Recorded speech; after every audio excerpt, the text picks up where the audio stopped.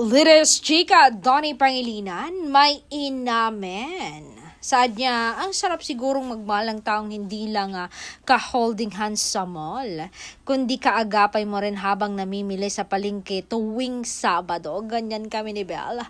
Aming ginagawa iyan. I like the idea of growing old with someone who fits into your everyday life, yung kahit namimili lang ng isda o yung gulay, parang date pa rin.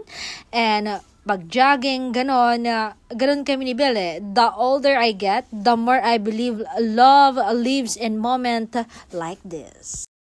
Picking up groceries, talking about dinner, and taking the long way home, siguro doon mo mararamdaman na talaga na mahal ka talaga. Kapag gusto ka pa rin niyang makasama kahit wala namang espesyal na nangyayari. And confident kong aaminin sa inyo na ganon kami everyday ni Bel Mariano.